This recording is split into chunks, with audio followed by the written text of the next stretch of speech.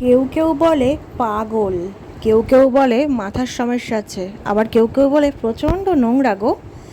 Hello everyone, কেমন আছো তোমরা সবাই? তোমাদের কি মনে হয় যে এটা কি সত্যি পাগলামি নাকি নোংরামি? দেখো, আমার ঘরে 5টা বিড়ালের বাচ্চা আছে, মানে এরা হচ্ছে 4টে, পম 5টা, আরও নতুন একটা সদস্য এসছে, তোমরা অনেকেই জানো। টোটাল 6টা বিড়াল আছে। হ্যাঁ, আমি লোকের বাড়িতে ভাড়া থাকি, আমার নিজস্ব বাড়ি নেই। তাই বলে কি তাদের খেয়াল রাখতে পারবো না?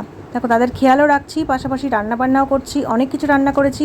দেখো, এখানে রুই পোস্ত তৈরি চলছিল, যে আমি রুই পোস্ত করবো। আর এটা হচ্ছে চাল কুমড়ো, যেটা মাছের মাথা দিয়ে ঘন্ট হচ্ছে। তো এই এত কিছু রান্নাবান্না, এদের দেখাশোনা করা সব তো আমি এক হাতেই করছি, আমার তো কোনো সমস্যা হচ্ছে না। জানি না অন্য লোকের কি সমস্যা হচ্ছে, যে তারা এত কথা আমাকে বলছে যে আমি নাকি হচ্ছে প্রচণ্ড নোংরা, আমার অন্য কোনো কাজ নেই, সারাদিন নিজে না খেয়ে থাকি, ওদের পেছনে সময় দিচ্ছি, আরও অনেক অনেক অনেক বাজে ভাষায় বলে। এই দেখো, এটা হচ্ছে চাল কুমড়োর যে খোসা, সেটা মাছের ডিম আর আলু দিয়ে কুচি কুচি করে কেটে ভাজা।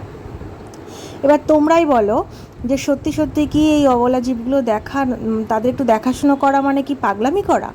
মানে সত্যি কি তার জন্য পাগল হওয়াটা খুব দরকার?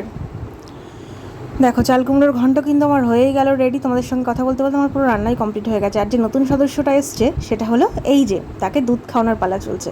এতেও আমাকে মানুষে অনেক রকম অনেকে অনেক কথা বলে, কিন্তু আমি শুধু এটুকুই মনে করি যে আমি যদি একটা জীবনও রাখতে পারি, সেটাই আমার অনেক কিছু। আমার শুধু ওদেরকে বাঁচানো, ওদেরকে সুস্থ রাখাটাই আমার চেষ্টা। তাই অন্য কেউ কি বললো না বললো, তাতে আমার কিচ্ছু যায় আসে না। দেখো, বাড়িতে বাচ্চা কাচ্চা থাকলেও মা বাবার পরিশ্রম করতে হয়। তারাও ঘর বাড়ি নোংরা করে, জিনিসপত্র নোংরা করে, সেগুলো পরিষ্কার করতে হয়। তাহলে তখন যখন একটা মা পারে, এখন আমি কেন পারবো না? আমার কেন এত সমস্যা হবে? আর সব থেকে বড় কথা, আমার থেকেও সমস্যা না অন্য সবার হচ্ছে। ওকে কিন্তু কিছুক্ষণ পরে পরেই খাবারটা খাওয়াতে হচ্ছিল। দেখেছো কি মিষ্টি করে খাচ্ছে, এত কিউট একটা বাচ্চা দেখার পরেও তাকে কেয়ার না করে, তাকে না খাইয়ে, তাকে শুধুমাত্র মৃত্যুর অপেক্ষায় কোনো এক জায়গায় রেখে আসা আমার মতো মানুষের পক্ষে হয়তো সম্ভব না। হয়তো আমার মনটা খুব ছোট, আমি পারি না। যাই হোক, ভিডিওটা ভালো লাগলে কমেন্ট করো। ধন্যবাদ।